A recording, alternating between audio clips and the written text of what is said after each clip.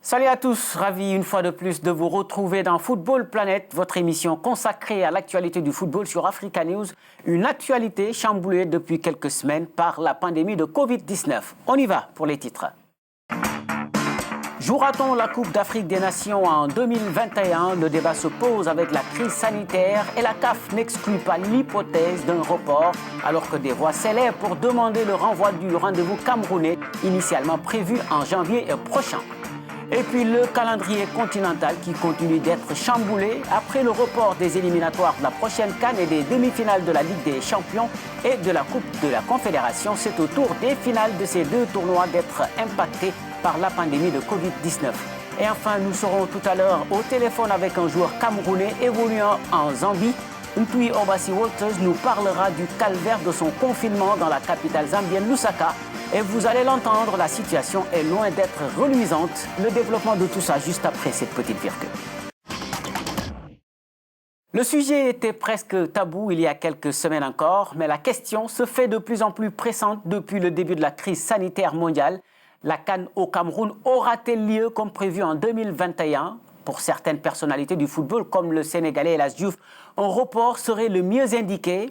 Une issue que n'écarte plus désormais la Confédération africaine de football en raison du coronavirus qui est désormais le seul maître qui décide de tout. Les explications de Brice Quinhou et Eric Oteng. La CAN 2021 prévue en janvier-février reste une exception. Le tournoi devrait faire son retour en été dès 2023. La vision de la CAF est claire, c'est-à-dire la CAN aura lieu l'été, a martelé le secrétaire général de la CAF dans une interview avec une télévision égyptienne. Mais le tournoi se tiendra-t-il véritablement en 2021? C'est au Covid-19 d'en décider. Une chose est sûre, la CAF n'écarte plus l'idée d'un report. Si on termine les éliminatoires entre septembre et novembre, la phase finale se déroulera comme prévu entre janvier et février de l'année prochaine.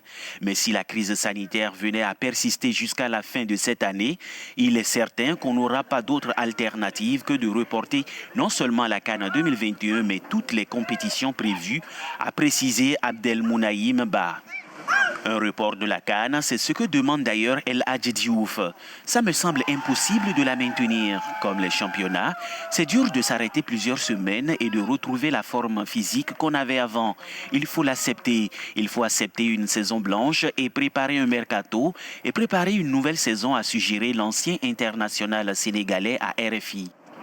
Pour l'instant, les 2 prochaines journées des éliminatoires de la CAN 2021 sont programmées en septembre prochain. Mais tout dépendra de l'évolution de la crise sanitaire mondiale. Tout va effectivement dépendre des caprices de ce coronavirus qui a également contraint la CAF à suspendre les demi-finales des Coupes africaines des clubs, en plus du report des qualificatifs pour la Coupe du monde féminine U17. Et dans la logique des choses, l'instance a annoncé samedi le renvoi des finales des 2 tournois continentaux. Pour rappel, la finale de la Coupe de la CAF dont les demi opposeront Hassania Agadir à la RS Berkane et FC Pyramide à Oroya AC était prévue le 24 mai prochain au stade Prince Moulay Abdallah de Rabat au Maroc. Celle de la Ligue des Champions était-elle programmée le 29 du même mois au stade Diapoma de Douala au Cameroun. Les demi-finales de cette Ligue des Champions mettront aux prises le Zamalek et le Raja AC et Al Ahli Wydad AC. Le Covid-19 coûte décidément trop cher au football et ce ne sont pas les joueurs du club rwandais d'Espoir FC qui diront le contraire, eux qui viennent d'être tous licenciés par leur employeur. Les dirigeants du club de première division ont activé la clause de force majeure inclue dans les contrats pour légitimer les licenciements qui ne sont cependant que temporaires. Nous ne savons pas combien de temps cela va durer. Nous ne voulions pas attendre et nous mettre dans une situation difficile. Nous avons fait savoir à nos joueurs qu'ils reprendraient le travail quand cette pandémie sera terminée et nous leur avons demandé d'essayer de maintenir leur forme physique, a expliqué le président du club. Relayé par les médias rwandais, Espoir FC est la 2e formation de l'élite rwandaise à avoir pris une telle décision après Moussenza FC. La situation reste donc très compliquée, surtout pour les footballeurs qui subissent de plein fouet cette crise sanitaire mondiale. et tous, comme nous d'ailleurs, s'impatientent de voir les compétitions reprendre le plus vite possible. Mais pour l'heure, ils doivent se contenter de leurs vacances forcées, souvent en confinement. Nous avons le plaisir d'avoir en ligne un ex-international U17 camerounais, Ntui Obasi Walters, qui évolue actuellement au Lusaka Dynamos en Zambie, où le championnat est également suspendu. Bienvenue dans cette émission Ntui. Alors, comment vivez-vous cette situation à laquelle personne ne s'attendait il y a encore 3 mois?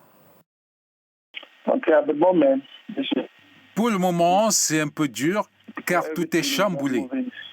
Et certaines personnes sont simplement coincées dans des endroits et n'ont pas de solution. C'est vraiment ennuyeux parce que vous êtes juste chez vous, il n'y a nulle part où aller et vous êtes là à ne rien faire. Eh oui, ce n'est pas facile, ça c'est sûr. Mais qu'est-ce qui vous manque le plus actuellement? Le terrain? La famille? Mon travail me manque parce que sans travail, vous ne pouvez pas avoir de la nourriture. Le travail passe donc avant la famille. S'il n'y a pas d'emploi, vous ne pouvez pas vous occuper de la famille. Mais pour le moment, j'ai besoin d'eux parce que quand tu es seul et que tu t'ennuies, tu dois penser à la famille tout le temps. Donc pour le moment, mon travail vient en premier. Et oui, j'imagine que vous avez hâte de reprendre votre vie d'avant, mais vous a-t-on dit quand est-ce que tout ceci pourrait prendre fin, même si on sait que tout dépendra de l'évolution de la crise? Eh bien, j'ai déjà dit que dans cette situation, je penserais et je planifiais à rentrer à la maison pour voir la famille, mais la situation est arrivée et nous n'avons pas de choix. Pour le moment, nous ne savons rien car ils ne nous donnent aucune information sur la fin de la situation. Donc pour le moment, nous ne savons pas quand la situation prendra fin. Nous écoutons simplement ce qu'on nous dit de rester à la maison. Donc restons en sécurité. Donc pour le moment, c'est ce que nous faisons. Et désolé vraiment pour vous. Alors, quel message pouvez-vous lancer aux téléspectateurs d'Africa News et à l'Afrique en cette période incertaine et difficile? Pour les téléspectateurs d'Africa News parlant du coronavirus, eh bien, il faut écouter les conseils du gouvernement. Ils sont très importants. Sans vie, rien n'est possible. Donc, prenez soin de votre vie. C'est bien. Écoutez ce que le gouvernement dit. Restons à la maison, restons en sécurité. Éloignons-nous des problèmes. C'est ce que je peux dire aux gens. Restez à la maison et restez en sécurité, car personne ne sait ce que demain sera. Et c'est le même conseil aussi que nous donnons à tous nos téléspectateurs. Merci beaucoup Ntui et beaucoup de courage à vous. C'était Ntui Obasi Walters, milieu de terrain camerounais évoluant au Lusaka Dynamo, club de l'élite zambienne. Une situation très difficile vécue par beaucoup de joueurs évoluant sur le continent, tout comme les populations pour lesquelles se mobilisent également les grandes stars. C'est l'exemple de l'ancien goléador camerounais Samuel Eto'o. L'ex-capitaine des Lions Indomptables a apporté une grosse contribution dans la lutte contre le Covid-19 à travers sa fondation qui distribue vivres et matériels de protection à des milliers de familles démunies dans les grandes villes du Cameroun. Un geste fort salué par les bénéficiaires. Suivez ce reportage de Claudiane Sono et Pridjet Igwe.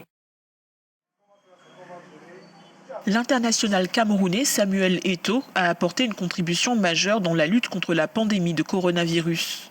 L'ancien attaquant de Barcelone organise la distribution de fournitures, de kits sanitaires et d'eau à des dizaines de milliers de ses compatriotes. L'objectif principal, c'est de sensibiliser à la pandémie de coronavirus. Nous voulons dire aux gens qu'il faut qu'ils restent chez eux, qu'ils se protègent. Et nous leur apportons de l'eau, nous leur apportons de la nourriture, parce que nous savons que c'est une période difficile pour les Africains, une période difficile pour le Cameroun.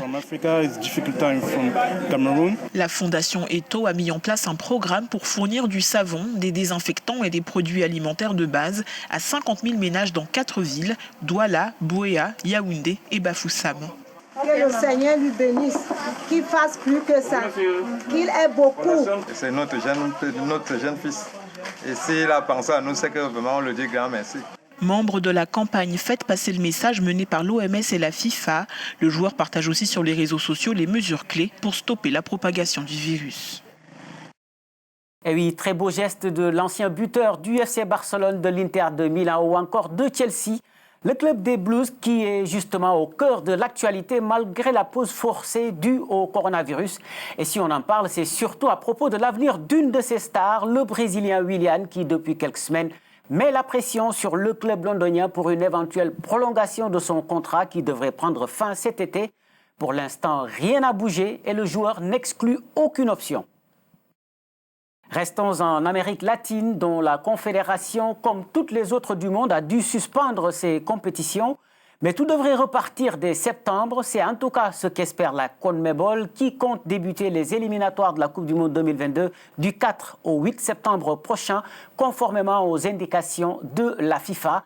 Les 2 premières journées de la zone AM Sud étaient initialement prévues en mars, mais l'instance du football sud-américain avait demandé à la FIFA le report à septembre.